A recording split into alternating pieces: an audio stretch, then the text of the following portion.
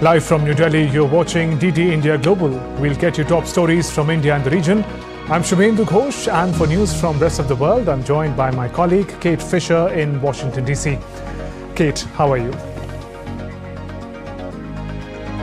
Good morning, Shubhendu. I'm well. We'll take you across the globe in the next 30 minutes. It's 10 a.m. here in Washington, D.C. and 3 in the afternoon across Central Europe. Coming up, US Secretary of State Antony Blinken is in Egypt to try to broker a ceasefire in Gaza, and we'll get the latest from Israel.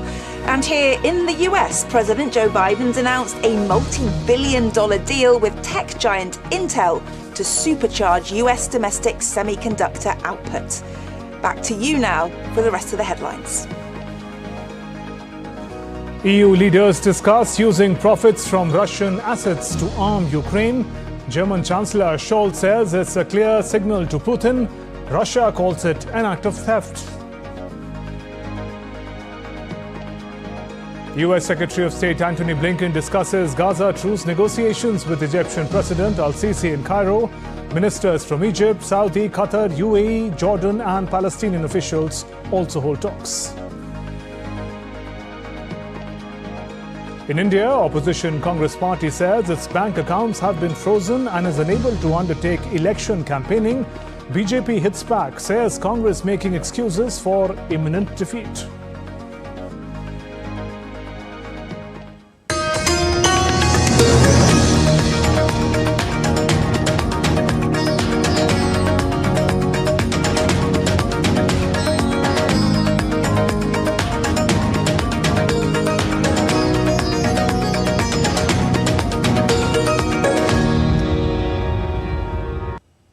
Belgium on Thursday welcomed EU's proposal to use billions of dollars in profits from frozen Russian assets to buy arms for Ukraine.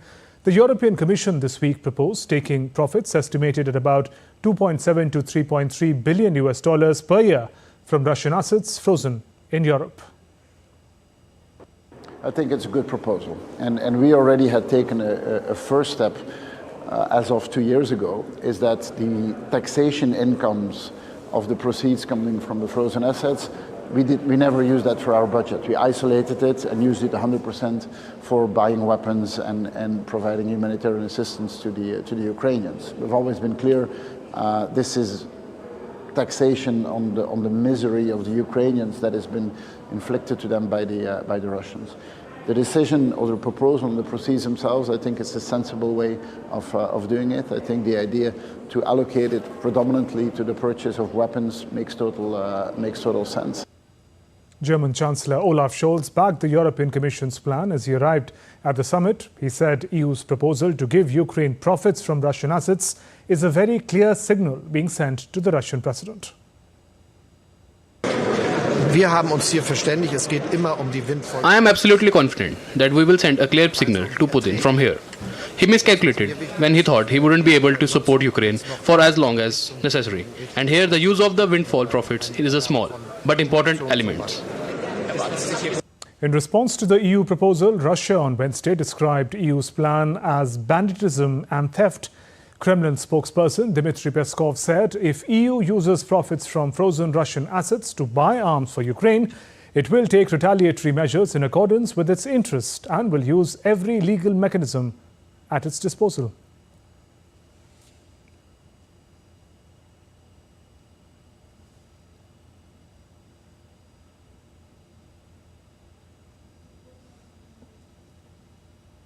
And for the latest on this development, DD India's Ishan Garg joins us live from Brussels.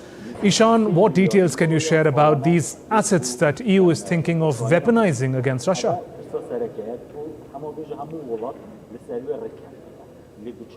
Well, first of all, just to be very clear, a lot of these assets have already been frozen after Russia's full-scale invasion of Ukraine. And a lot of these are actually held in Brussels in a company called Euroclear, which holds securities and deposits. And roughly $170 billion worth of those assets are now held in Brussels. Now, the idea, according to the European Commission, is that they will be able to generate some profits from these, roughly $3 to $4 billion every single year. And that money can be used to purchase weapons for Ukraine.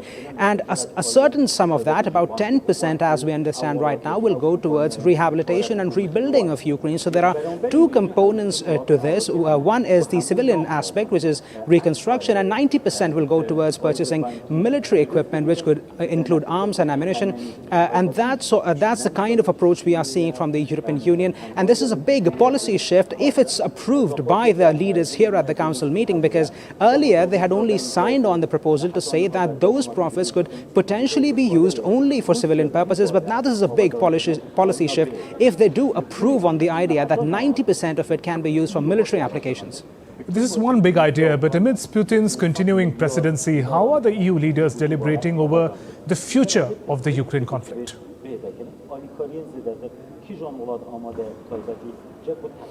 Well, it's certainly one of the biggest problems for the European Union. We see this issue come up over and over again in several summits, and European Union as a bloc and member states individually, most of them rather, have said that they will do everything they can to support Ukraine, to support Ukraine's economy. But it is finding itself in a bit of a tough spot, because many analysts are saying that Ukraine is quickly running out of money. It's also quickly running out of ammunition, in which case the European Union has to certainly move very quickly to support Ukraine. And one of the things that we will see being ratified at the Council is the further enhancement of the ceiling of a budget that is typically used to finance military weapons for Ukraine, which is called the European Peace Facility. An additional 5 billion euros are going towards that facility. So we are seeing the member states coming together to pool in a bit more money, but we're also seeing several member states to say that they need to go above and beyond what the EU is doing as a bloc to support Ukraine.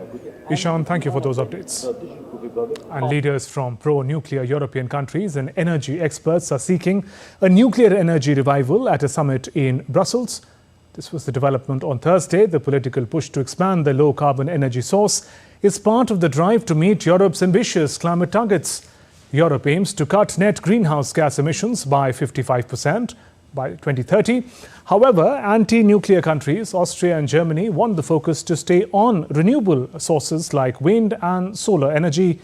Pro-nuclear leaders, including IAEA chief Rafael Grossi, EU's Charles Michel, Hungary's Viktor Orban, stressed on the global importance of nuclear energy on their way to the summit. If we are having a summit, it's for a reason, and this is because the heads of government, presidents, they believe that in the current context, energy-wise, security-wise, nuclear has a very, very important contribution to make.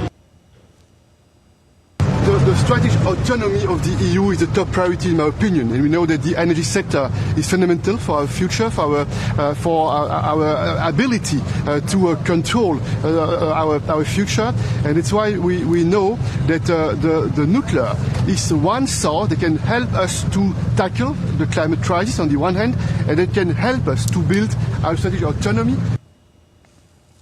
This is the only source of energy which could be non-dangerous for the people in terms of pollution, and at the same time produce big quantity what we need. So Hungary is very much in favor of that. Good luck.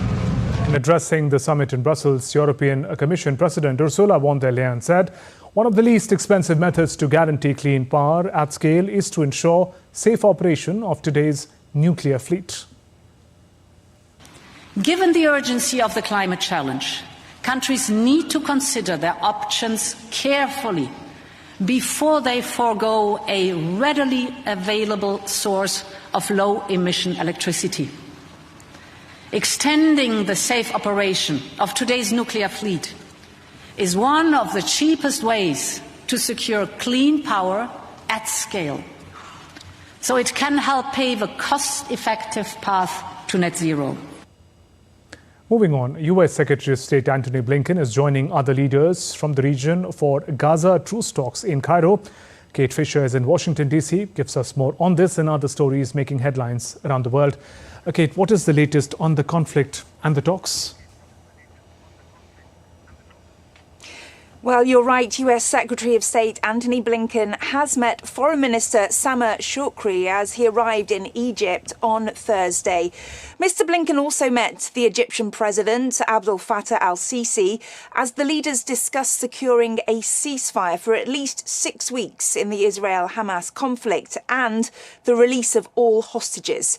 Egypt's Foreign Ministry spokesperson said that ministers were there from Saudi Arabia, Qatar, the UAE and Jordan, all meeting for these negotiations. Meanwhile, at a meeting of EU ministers in Brussels, EU Foreign Policy Chief Joseph Borrell said that the EU Council will ask for a sustainable ceasefire in the conflict in Gaza.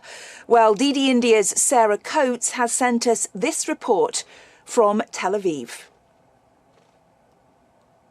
Well, this hostage release and ceasefire deal is really dominating conversation as the Secretary of State Blinken makes his 6th visit to the region since October 7. You mentioned yesterday he was in Saudi Arabia. He said that an agreement is much more possible, saying that gaps are closing. But he didn't actually refer to which gaps there he is speaking about. He did, though, have an interview with a Saudi publication where he said that mediators worked with Israel to put a strong proposal on the table. Hamas rejected that and came back with other demands that mediators are working on. But there really is one major hurdle here, one main sticking point that we've been seeing time and time again, and that, of course, is the end to the war. Hamas wants to see a full ceasefire in play. Israel says that simply will not happen, as that would leave Hamas in power. So still a long way to go. And this is what mediators have been saying since the beginning of this round of talks, that it is expected to take some time. And this is because these indirect talks are happening between Israel and Hamas. And we do understand that Hamas has to relay back every bit of information to the leader of that group, Yahya Sinwar, who is in the Gaza Strip, believed to be hiding in these underground tunnels. So this is certainly why this could take some time. Well, as Sarah says, the fighting continues in Gaza, and Israel's military say they cornered Hamas terrorists at the Al-Shifa hospital for the 4th day.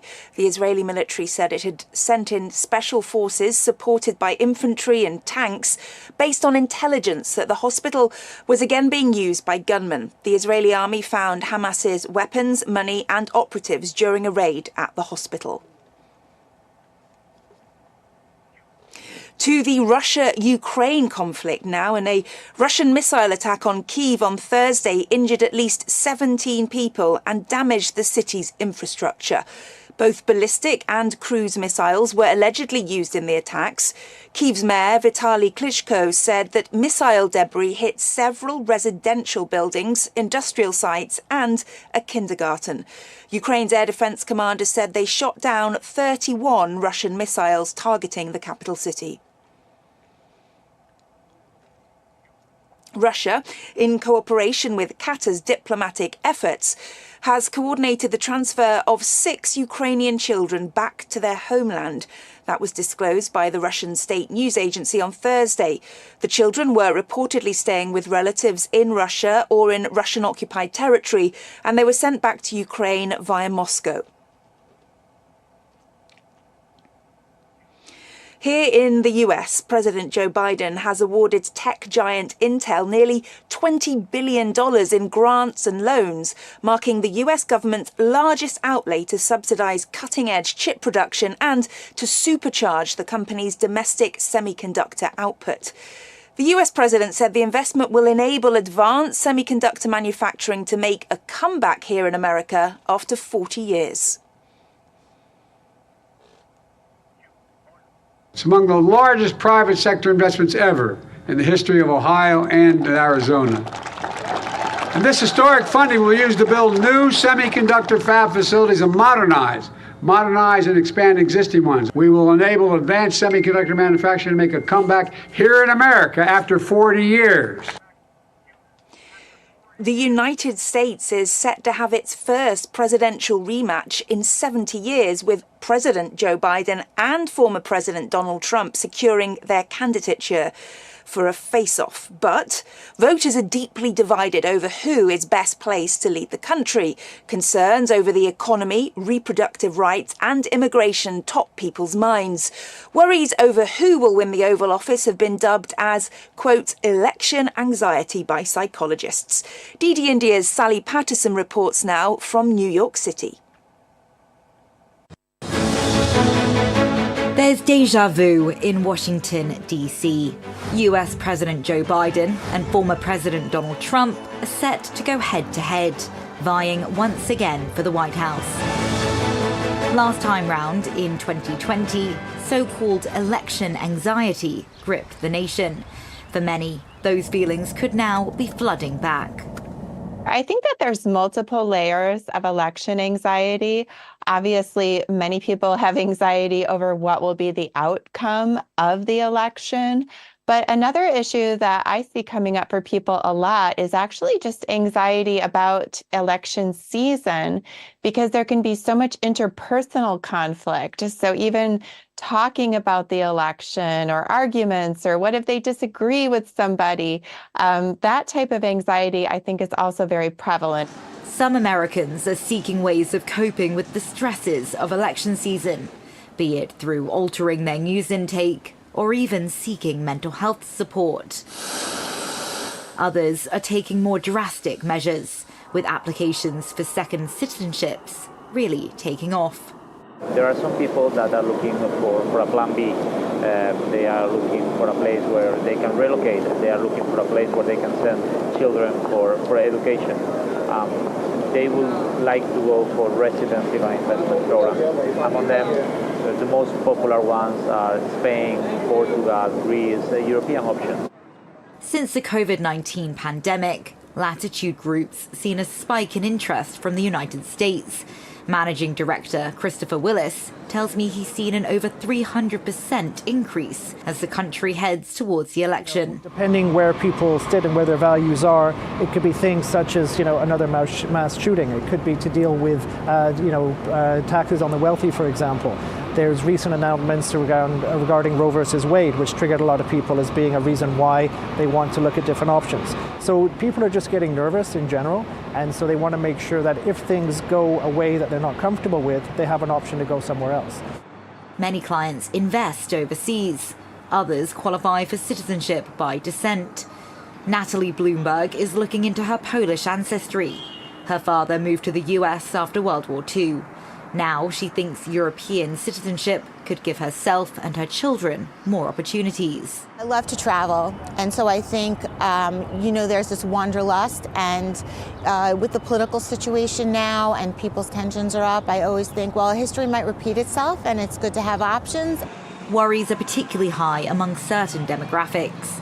Young people, for example, and immigrants on temporary visas.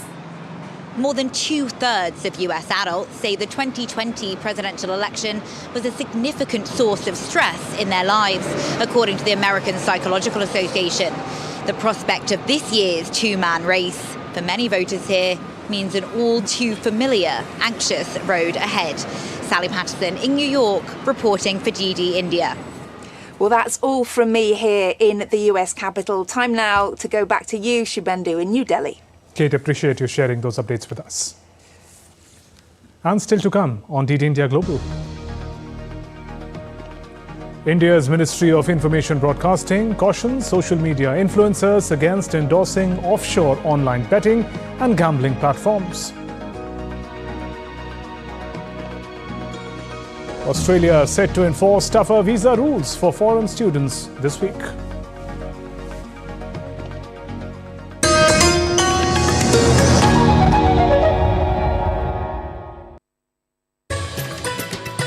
You said that Indian ethos and conceptualization of society, nation, state, governance, all these fundamental concepts of public life, you said that they are distinct and they are quite different and drawn from our traditions. Our rise should be not just a photocopy of a Western or European nation, but India should rise as its own real, with its own real identity, which we call it Bharat.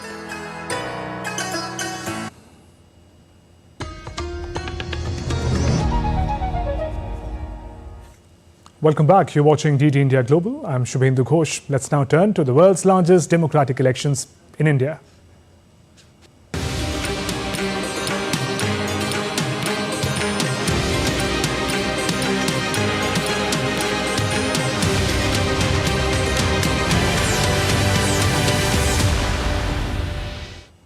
India's Minister of State and BJP leader Jitendra Singh filed his nomination from Udhampur constituency today. His nomination papers he filed at Katwa and was accompanied by Union Jal Shakti Minister Gajendra Singh Shekhawat. The seat goes to polls in the first phase of elections on April 19th. The general public and the party workers showed enthusiasm for Jitendra Singh along the route to file the nomination papers. Earlier in the day, Singh offered prayers at his residence in Jammu.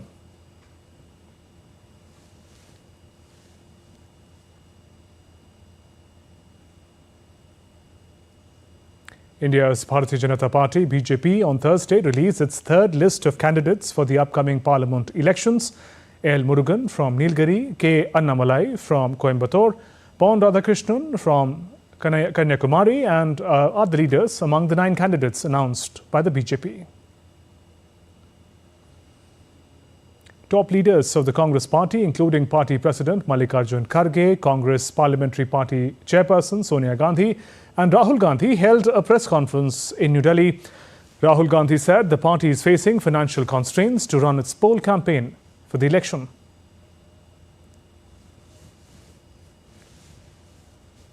We cannot support our workers. We cannot support our candidates. Our leaders cannot fly from one part of the country to the other. Forget fly. They can't take a railway train. And India's governing party, Bharatiya Janata Party, on Thursday mocked the Congress and the leader, Rahul Gandhi, for ignorance on tax matters. In a press conference, party leader Ravi Shankar Prasad said India's democracy is bigger than the Congress party. In utter desperation of imminent defeat, the Congress party at the highest level sought to create an alibi today. Congress party राजनीतिक रूप से सूख कर कांटा हो गई है, फिर भी कांग्रेस पार्टी का अकाउंट अगर फ्रीज हुआ तो देश का अकाउंट फ्रीज हुआ. Mister Rahul Gandhi, what do you mean by this? Don't insult Indian democracy. ये देश आपकी पार्टी से बड़ा है, ये देश का लोकतंत्र आपसे बड़ा है. India's Ministry of Information Broadcasting has cautioned social media influencers against endorsing offshore online betting and gambling platforms. The ministry has said online gambling has significant financial and socio-economic implications. Social media intermediaries have been advised to conduct sensitization efforts among users. The ministry further stated failure to comply may lead to removal of social media posts and accounts.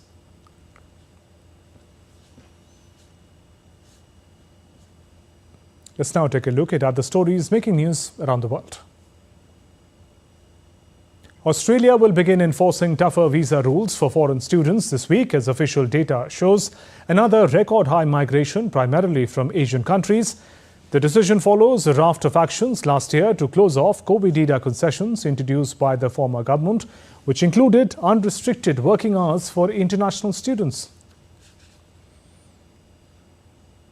Sweden's Malmö is hosting this year's Eurovision Song Contest in May. Expects visitors from a record 80 countries to take part in the festivities.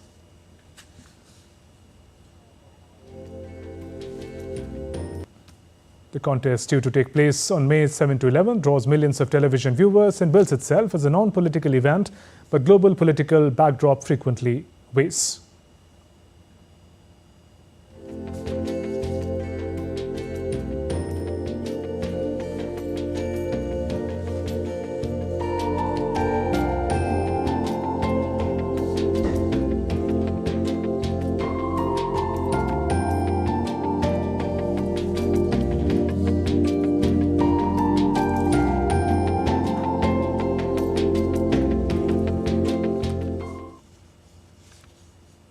And that's all for this edition of DD India Global. Let us know your thoughts on the news of the day. You can connect with us on Facebook, X and Instagram. We'll be back with more news as it breaks here on DD India. I'm Shubhendu Ghosh from all of us here in Delhi. Thanks for watching DD India Global. Namaskar.